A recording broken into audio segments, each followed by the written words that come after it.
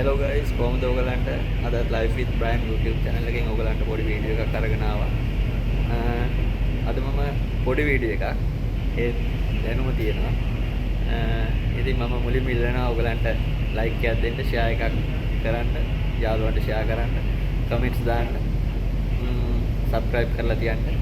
අලුත් වීඩියෝ එකක් ගේන්න. ඔයගලන්ගේ අදහසුත් මට එවන්න. හරි අපි එන යමු වීඩියෝ එකට.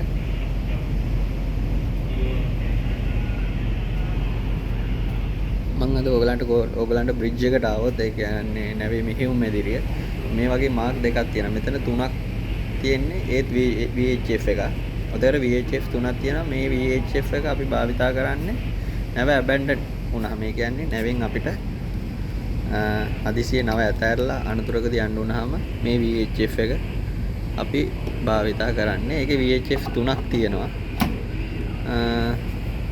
ඒක මෙහෙමයි තුනක් තියෙන්නේ. එක්ක පෝට් සයිඩ් එකේ ස්ටාර්බෝඩ් සයිඩ් එකේ ලයිව් බෝඩ් එකටයි කැප්ටන්ට එකයි. එහෙම තමයි මේ තුන වෙන්නේ. මේ ස්පෙයා බැටරි එකක් තියෙනවා. ඔයගලන්ට පේනවා ඇති මේක. ඉතින් මේකේ ෆ්‍රීකවෙන්සි එක වැඩි. ඉතින් මේක ඕන වෙලක අපි charge එකට ගහලා ස්ටෑන්ඩ් බයි මෙහෙම බ්‍රිජ් එකේ තියාගෙන ඉන්නේ. ඉතින් මෙතන පෙන්නන්නේ ෆයර් එකදී අපි යූස් කරන walkie talkie එක.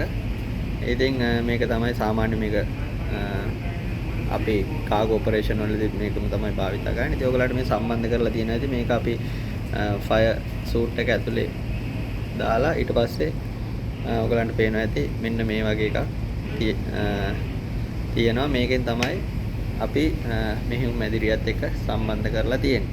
ඉතින් අද මම මේ ඔයගලන්ට මේ වීඩියෝ එකෙන් ෆයර් එකදී පාවිච්චි කරන walkie talkie සහ නැව ඇබැන්ඩන් කරාම අපි පාවිච්චි කරන VHF එක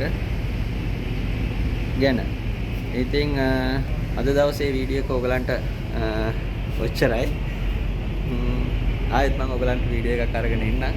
ඉතින් ඔයගලන්ට සුබ ප්‍රාර්ථනා කරනවා. ඉතින් ඔයගලන්ට ජය වේවා.